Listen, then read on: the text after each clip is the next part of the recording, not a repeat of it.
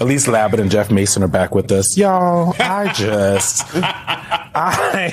from the very beginning, it was very clear that David Hearn had not done this. It made no sense whatsoever. And then there was no proof that there was a 350-foot cut in the reflecting pool. Also, how would he do this with no one on earth seeing him?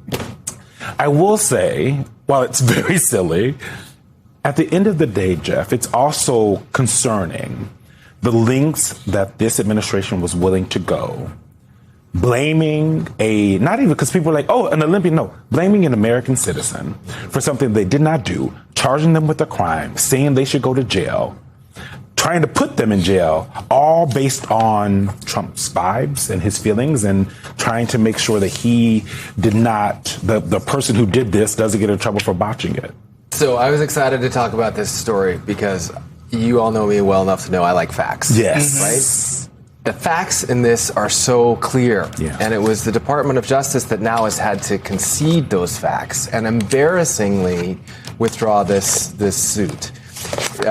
It's just, I think it's more than an embarrassment in a way for the administration. It is emblematic. Yeah. Because there are so many instances where someone, including the president or his people, will say, hey, look here, or let's blame this, or let's say this is what it is, when the facts absolutely do not support that. And that is exactly what happened here. Yeah. I think the broader political question is, does that lead to anyone within his base or within his, be it lawmakers or be it just regular voters to say, wait, I can't always believe everything that he says. And I think, again, if past is prologue, that probably will not be the case. But it is exhibit A of what happens on both a sort of smaller level like this to also bigger policy. They went on such a limb, though. I mean, Jeanine Pirro, the Attorney General for D.C. or the district, was like, in that press conference, he did it.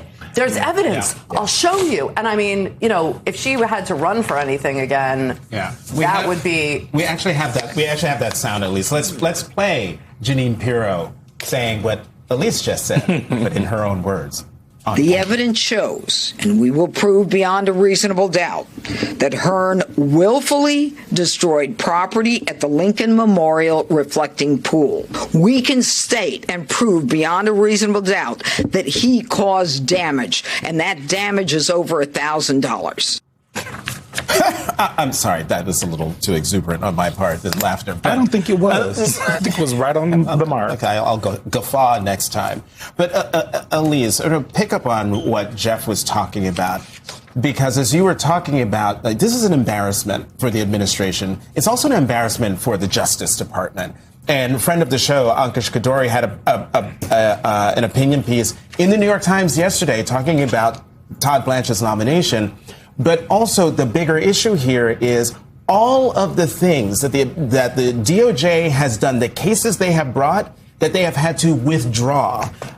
Case in point, the subpoenas for the New York Times reporters and how all of Comey, he goes through a whole list.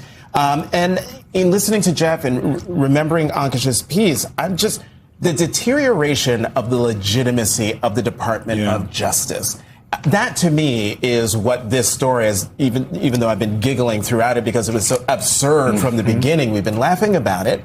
But it's just one more piece of evidence that this Justice Department is no longer separate from the executive, that it is clearly what do you mean by no longer? I mean, even under Pam Bondi, this was clearly a Justice Department that was from previous administration. Yes. I think that this has been a Justice Department that is not independent of the White House. And look, it's not just the Justice Department. We see what's happening in Congress with the Blanche issue. The White House feels that any independent agency, any branch of government should be subservient to the president and to do what they want. And I think executive theory. Look, and on the Justice Department, they're just throwing all these things like spaghetti against the wall, see what sticks. If it doesn't stick, they just move on. And I think the American people, there's this general perception, but they're not harping on everyone. The media harps on everyone, but it's just this general perception of fatigue. Right. And I think now even the Republican Party is saying, enough. You're right to single out DOJ in particular, I think, in this instance, because President Trump, we know, during the first term was frustrated with his attorneys general then, saying, where's my Roy Cohn, right? Yeah. Well, he found him in the now an acting attorney general, but also in Pam Bondi for his second term. He absolutely, as Elise was saying, does see the DOJ as an extension of the White House. And that, and you reflected this in your question, is absolutely a departure from previous administrations and what the DOJ was seen as. And that is reflected in this. And I would add just one other example when we're talking about facts. I'm glad that you mentioned the New York Times reporters. Well, I think that was for the story about Air Force One, right? Yes. Which is another example of the administration, in this case, the president, specifically saying, oh, we're not going to fly Air Force One right now to the UK. I'm not going to fly on it because we're going to let some Air Force or military people tour it. Look at it. When the whole time it was actually related to a security issue. And that reporting, again, going back to facts, was reporting that showed that, and now they've had to essentially concede it. Jackie, you're at the White House all the time. What's going on? Because you mentioned the facts, I do think that this 19-page motion to dismiss is worth reading, because like so many things that this administration engages in, it often ends up the end result being extremely counterproductive to what they ultimately, what the initial goal was. And this motion to dismiss very clearly outlines sentence by sentence what a disaster this no-bid contract was. On page 18, the rush to complete the project led to hasty and botched work that was not remediated before the project was finished and the fencing removed. Each sentence throws Trump's own DOJ throwing his Department of Interior under the bus and showing what a horrible job this ultimately resulted in.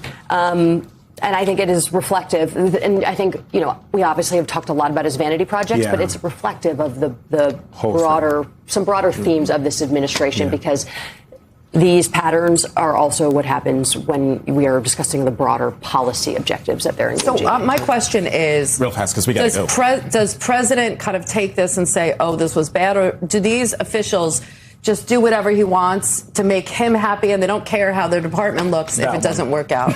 That one. That's what it seems like it is. Well, we have to have you back to that question.